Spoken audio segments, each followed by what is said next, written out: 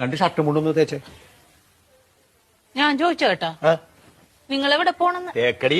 എവിടെ പോണെന്ന് ചോദിച്ചിട്ട് അത് പറയണില്ലല്ലോ. അതല്ലടി, മലയാളത്തിലല്ലേ പറഞ്ഞത് തേക്കടി. നല്ല സൗകര്യമില്ല. ഇംഗ്ലീഷിലല്ലല്ലോ പറഞ്ഞത്, മലയാളത്തിലല്ലേ പറഞ്ഞത്. പറഞ്ഞാൽ നിനക്ക് മനസ്സിലാത്തിന് ഞാൻ എന്ത് ചെയ്യാനാണ്? നിങ്ങൾ എവിടെ പോണ? തേക്കടിന്ന്. ഓ, എനിക്ക് കലി കയറണുണ്ട്. നിങ്ങൾ എങ്ങോട്ടെങ്കിലും ഇറങ്ങിപ്പോയി എന്തെങ്കിലും പറ്റിയാ ഞാൻ അറിയുവോ? സ്ഥലം പറയാണ്ട്. ഇനി അത് പോട്ടെ, ആരെങ്കിലും നിങ്ങളെ തിരക്കി ഇവിടെ വന്ന് ഇവിടെ പോയെന്ന് ചോദിച്ചാൽ ഞാൻ എന്ത് പറയും? നിങ്ങളെ ഇവിടെ പോണ പക്ഷെ അത് പറ ആദ്യം. തേക്കടി.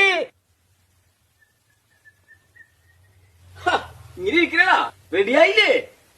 ഷർട്ടും മുണ്ടും തേക്കാൻ പറഞ്ഞിട്ട് അവള് തേക്കാനുള്ള നല്ല സൗകര്യല്ലേ തേക്കാനായിട്ട്. പോണ സ്ഥലം ഇതുവരെ പറഞ്ഞില്ലല്ലോ. എടാ, ഒരു 100 വട്ടം ഞാൻ ഇയാളോട് ചോദിച്ചു എവിടെ പോണെന്ന്.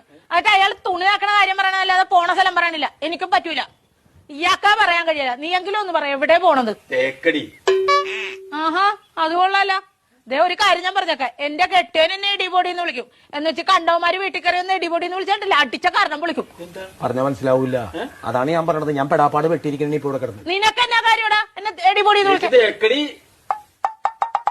ഞാൻ ഒരു വട്ടം പറഞ്ഞു, ഇനി ഞാൻ അടിക്കും, സത്യമായിട്ട് അടിക്കും ഞാൻ. മനസ്സിലായില്ലേ ഇപ്പൊ പറഞ്ഞത്? പിന്നെ പറഞ്ഞാലല്ലേ മനസ്സിലാവുള്ളൂ, പറയണ്ടേ? കോട്ടയം കുമളി വഴി തേക്കടിക്ക് പോണെന്ന് ഞങ്ങ ടൂറ് പോണേണ്. ടൂറ് പോണ തേക്കടിയുടെ കാര്യമായിരുന്നാ പറഞ്ഞത്.